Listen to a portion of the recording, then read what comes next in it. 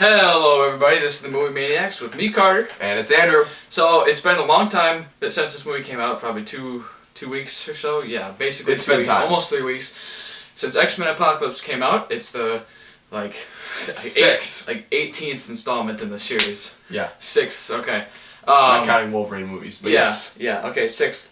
And it follows the prequel cast. So let's get right into it. So Andrew, what are your positives? Definitely the positives of this movie are the characters. I love the characters of X-Men, especially the ones I like the most in this one is Professor X, Magneto, Quicksilver, especially that one scene, which I'm not going to spoil it, but that one scene though.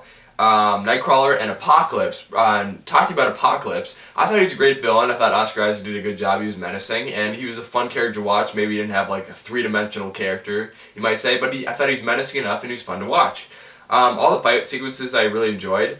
People could say the last sequence was maybe a little bit messy, but I don't think that. In my opinion, I thought they were all fun to watch, and yeah, I thought the whole like kind of fight sequence at they're in like almost like a jail cell or whatever, like them trying to escape, that was kind of cool to watch. And I thought it also had good CGI. I think all the movies do have good CGI, and I think like the effects are cool. Like when Nightcrawler is like disappearing, going to a different place, like that, like all the effects and stuff look cool. And I think it's everything looks fun, and it's a good looking superhero movie. Yeah. So my positives are basically I do like the X-Men films. I'm more of a fan of these newer ones, like especially Days of Future Past. That's my favorite one. That one's just because it has the old cast, the new cast, Wolverine's in there. It's great. So this one is good, but I don't think it's as good as the first two, meaning First Class and Days of Future Past. But yeah, so the acting is good again. The CGI is good. I do really like Magneto's like backstory in this movie. How he has like a family in Germany. I like that. It was more depth to the character. I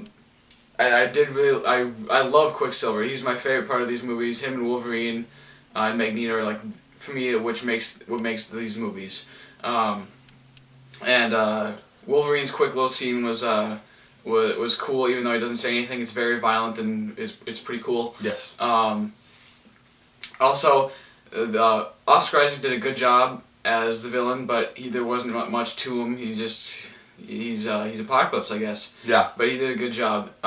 So flowing right into negatives, I thought this movie was too long. I was kind of checked out by the third act because like the whole big action sequence. There's good parts to it, but it just dragged and there's a little too much just for my tastes. Yeah, I mean there's not too many negatives, but they do keep smashing over your head.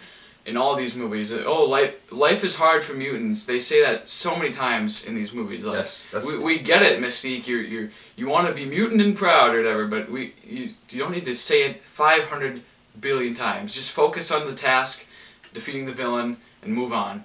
Like honestly, they need to change it up a little with these movies. But other than that, it was a pretty solid movie. I had fun with it, especially that Quicksilver scene was fantastic with that song, "Sweet Dreams." That song is awesome. I give this movie a decent 7 out of 10 stars. Okay, I'll get to my negatives.